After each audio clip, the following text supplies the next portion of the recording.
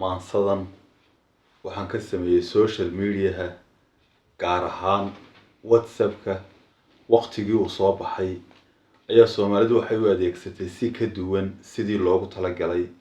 guruubyay ka dhex furatay WhatsApp beeleeda oo inta reerka kor laga soo bilaabo ilaa iyo jifada hoose la soconayo suugaan baan ku su'aalay markaa bal inuu dadka wada qaadi karo iyo in kale degdeg buu uga jawaabay maxaa yeelay isagaaba raadinayay ciduu uga ashkatoodo wuxuu yidhi waxaa lay sameeyey inay dadka kii waqti haya wiilasha iyo habluhu xidhmo ubaxa wadnaha kalgacaylka taswiirta quruxda badan leh wararkii iyo akhbaarta adduunka inay ii adeegsadaan isku gudbintooda hase yeeshee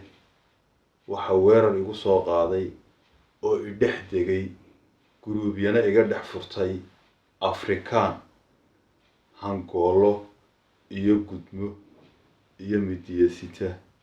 waa ay afduubeen dariiqiina waa ay iga weeciyeen bal inuu wax ku qaataan aan suugaan wuxuu sheego maansadina dhex martay iyo dhageysi habboon wadamo reer ku kala sugan WhatsApp ma qaadaayo wadaadkooda gaarka ah iyo wasiir dawlad ugu jira iyo wiilal taga iskuulada iyo habla aan ka weynayn iyo caaqilada wakiilka ah iyo waaya arag aqoon badan iyo ruuxan waxba ogeyn iyo nin qabyaalad wiiqayo wacyi geliya aadmiga iyo dadka mid ay ku weyn tahay oo xididka u waraabshiyo samafale wanaag iyo ajar weexsanayo siyaasiga waxbaan qaban wacadka ugu dhaartiyo waayeel gaboobiyo waalid madaxu boos yahay ma isku wadi karaysaa dooda ay wadaagaan ma iswaafaqaysaa WhatsApp baa wuxuu yidhi waxa laygu talagalay dadka kii waqti hayiyo wiilashiya hablaha ugu sawirada warwarayiyo ubax laba iswaafaqay isweydaarsanaysiyo wadna la isku dirayiyo weeraha jacaylkiyo wararkiya akhbaartiyo waayaha adduunyada inay igu wadaagaan ha yeeshee waxaa dhacay Afrikaan war moogo qabiil uu wanjalayo calanka u walqinayaa igu waabariisto group magac wadaagiyo gole iga dhex waabto wadadiyo dariiqii iga weecinayo warma igu afduubee bal inay wadiiqada wacan ay u leexdaan waana aan bulshada fara waajib laygu leeyahay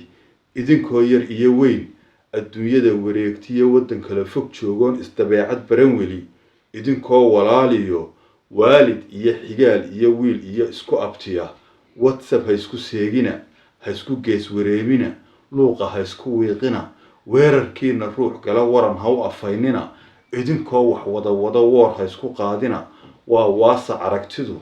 dadku uu wadeecada qofba gees wax ka arkaa shalay kaad wanaag iyo weedhaha ammaanta weelka ugu miisteen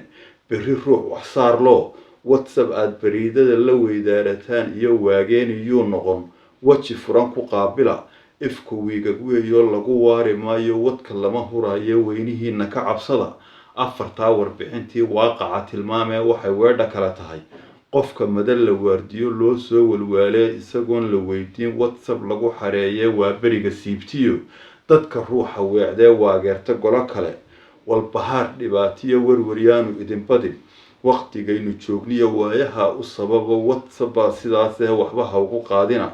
afartaa warbixintii waaqaca tilmaamee waxay weedha kala tahay midda aan ku wacanahay waa wadar iskaalmayn sadaqada walaalnimo dar ilaahay loo wadee wada jir la isku kaashadee dadku khayrka weheshada baan waxoogaa tukubiyay wanaag iyo adeegsada